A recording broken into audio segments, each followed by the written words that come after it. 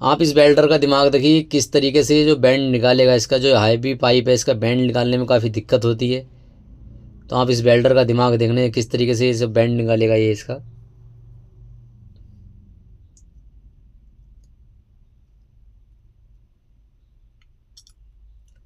ये देखिए इसने पूरा पाइप गर्म कर लिया है ये भाई। ये देखिए तो बैंड निकल चुका है इसका, काफ़ी शानदार है। आपको कैसा लगा कमेंट में ज़रूर बताना।